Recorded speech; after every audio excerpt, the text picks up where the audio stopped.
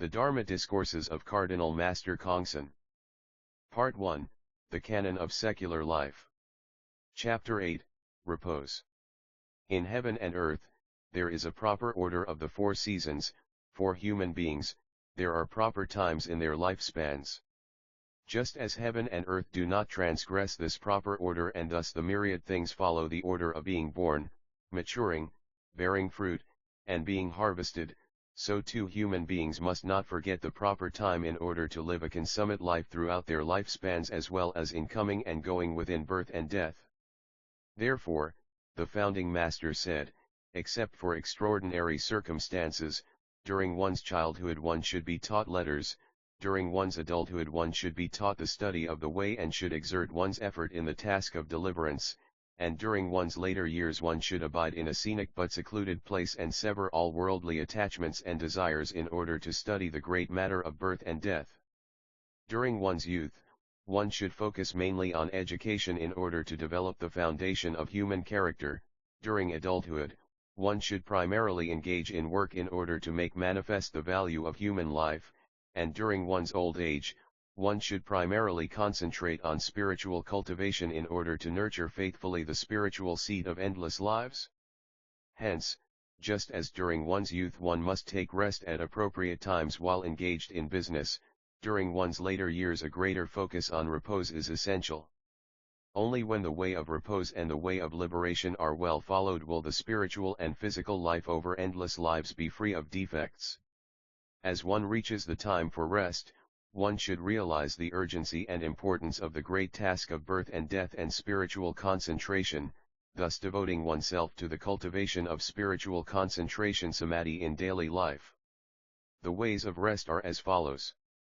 1. Do not obstinately try to look what is not in your line of vision.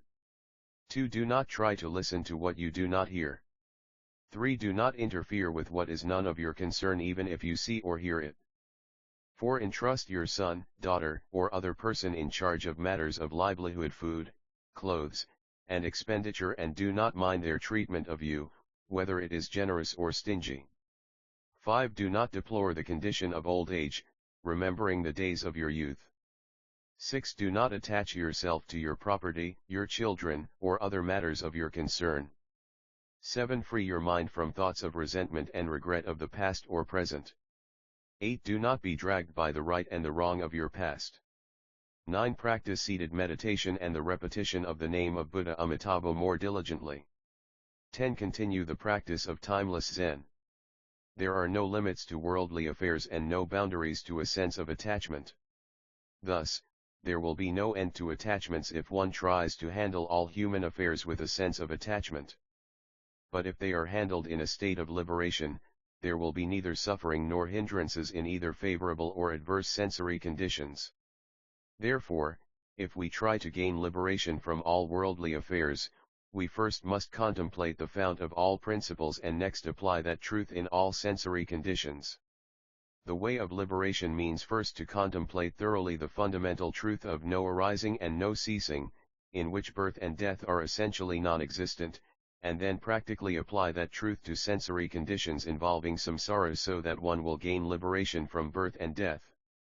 Second, contemplate thoroughly the fundamental principle of the self-nature that suffering and happiness originally are utterly void, and then practically apply that truth to sensory conditions involving suffering and happiness so that one will gain liberation from them. Third, contemplate thoroughly the principle that all discriminations as well as gain and loss are originally the retributions and response of cause and effect in the locus of voidness, and then practically apply that truth to sensory conditions involving discrimination as well as gain and loss so that one will gain liberation from all of them. The statement in the heart of the Perfection of Wisdom Sutra, he beheld that the 5 aggregates of being were all empty and passed beyond all suffering and distress, becomes the fundamental principle for the practice of liberation.